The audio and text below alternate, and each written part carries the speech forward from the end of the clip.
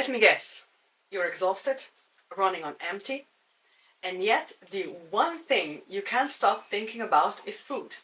Chocolate, bread, something quick, and the cravings feel stronger than you. I get it, because I've been there. I used to think cravings meant I was weak or that my diet was failing. But the truth? Cravings are not hunger, they are signals. And if you know how to read them, you can finally stop fighting them. In this video, I'm going to show you the 5 most common mistakes people make when fighting cravings, and the simple fixes that will help you regain control even on your most stressful days. By the end, you will know exactly how to stop cravings from ruining your life and start building a healthier relationship with food. So if you're ready to learn what actually works, let's dive in.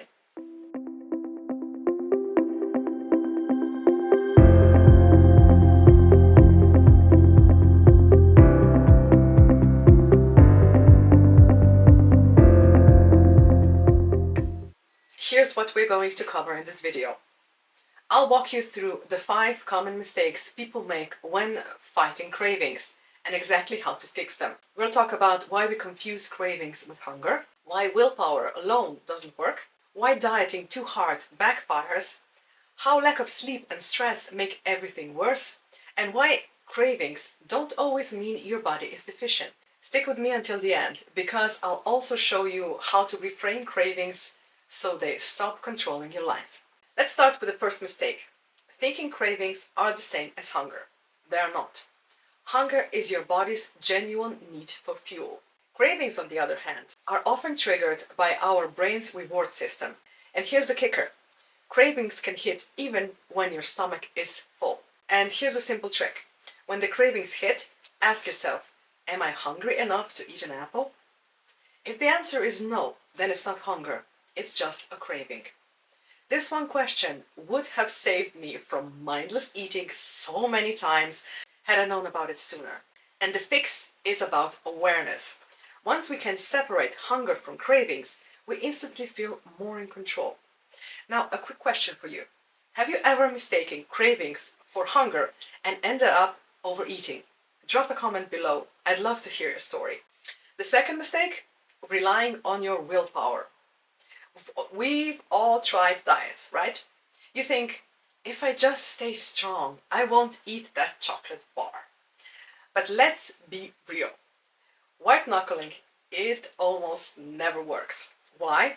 Because our brain reward system is stronger than our willpower. Instead, think of cravings like a toddler throwing a tantrum. If you keep focusing on the tantrum, it gets louder. But if you distract that toddler with a shiny toy, the tantrums end. Same thing with cravings. Distract yourself with something engaging. Go on a walk, pick up a book, start a quick project. When your mind is occupied, cravings fade surprisingly fast. Remember, willpower is overrated and distraction is underrated. Now, the third mistake is depriving yourself completely. Now, restrictive dieting often backfires. The foods we tell ourselves we can't have become the exact foods we obsess about.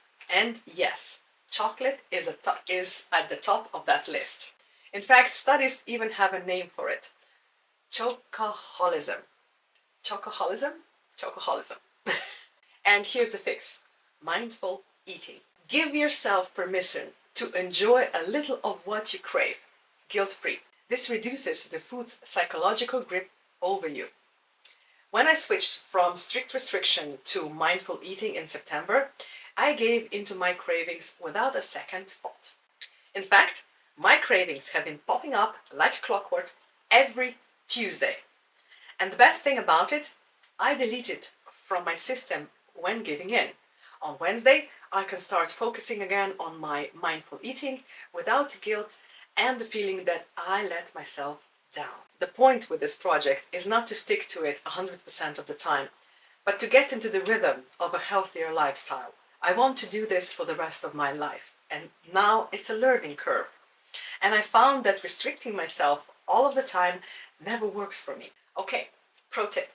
Instead of saying, I can't have it, try saying, I can have it, but maybe later. Now that subtle shift in language is powerful. Mistake number 4 is a big one. Ignoring your energy levels, sleep, and stress. Now, cravings often spike when we are tired, stressed, or overworked. Our brain is desperate for a quick comfort. Sugar, fat, and carbs. Anything that gives us a dopamine hit. And this is what happens to me every Tuesday this September. But why Tuesday? Well, I wrecked my brain on this one for weeks. I tracked my Notion spreadsheet and my diary, and this week it finally started to make sense. Because by Tuesday, I'd pushed myself hard on the previous weekend and on Monday, and the lack of rest caught up with me. Low energy, mood swings, poor sleep, all that amplified my cravings. The fix? I'll have to get back to you on this one, but prioritizing rest, recovery, and balanced meals should play the main role. Now, cravings aren't always about food. Sometimes they are your body's begging for sleep, a break, or emotional release. Now, if we ignore that, no amount of willpower will be enough. And finally, mistake number 5. Believing cravings always mean deficiency. Now, we've all heard it. If you crave chocolate, you must be low in magnesium. Sure, sometimes deficiencies play a role, but more often cravings are about habits, emotions, and brain chemistry. The fix is to focus on balanced nutrition overall. Now, don't treat every craving like a medical emergency. Instead, step back and ask, what's really going on here? Most of the time, the craving is a signal from our brain, not our body. Once we see cravings that way, they lose their power. So, let's quickly recap the 5 most common mistakes people make when fighting cravings. Confusing cravings with hunger, depending only on willpower, cutting foods out completely, ignoring sleep, energy, and stress, believing cravings always mean deficiencies. And the fixes? Awareness, distraction, mindful eating, prioritizing rest, and balanced nutrition. Simple shifts, but they change everything. Now let's go to my computer and let me show you this week's Tuesday that inspired this video. All right, welcome to my week 4 of Project Mindful Eating. This is my Notion spreadsheet for this week. The dates were from Monday, the 29th of September until and Sunday, the 5th of October. Now, this week it was very hectic regarding what I ate, but let's go one thing at a time. My weight was almost consistently below 77 kilograms, which I am very pleased. And this week I was an average of 76.6 kilograms, which I am very, very excited about. But the calories, I didn't do very well this week. I basically surpassed my calorie intake on Tuesday, on Thursday, on Friday, and again on Sunday. So this was extremely bad example of mindful eating. However, I do have one, let's say, excuse, because on Thursday I had my ear doctor appointment, because in the early summer this year I was having very, very heavy dizzy spells, and I had the checkup if this is okay, and it was okay, but the checkup was like this: they pour basically hot water and then cold water into each of your ears, and you get a very, very heavy dizzy spell. And beside of that dizzy spell, I also got very, very sick. I didn't throw up, but it was close.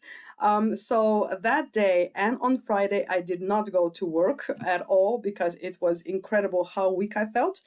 But I was not that weak on Friday not to eat a whole of 2,244 calories. This was incredible. On Tuesday, binge eating like I was usually have every Tuesday for this month, I was a little lower than that. It was 2,337 calories, which is way higher than my limit should be. My limit is somewhere 1,660. So I have to do something on that. And my average calorie intake this week was 1,866. So it is very, very bad.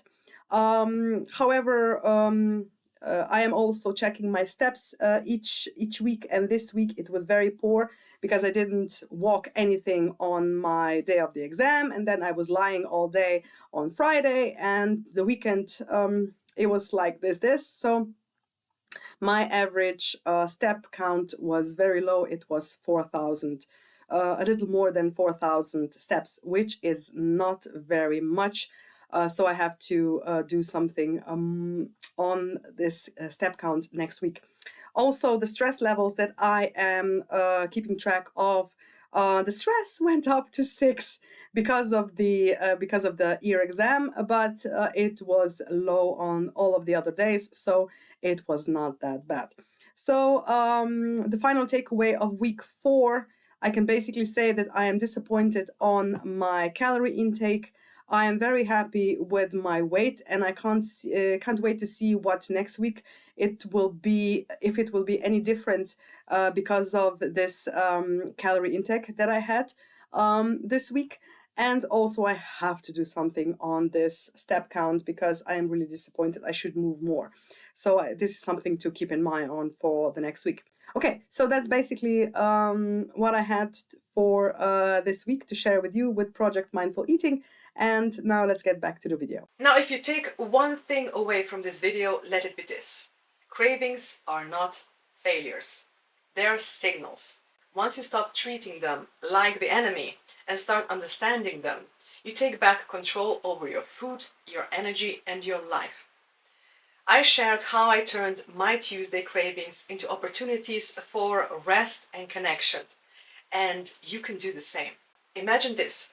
Instead of cravings controlling you, you control them. You feel calmer, more focused, and free. If this video helped you, make sure to subscribe, give it a like, and drop comments below. Which of these 5 mistakes have you made the most, and which fix are you going to try this week? I'd love to hear from you.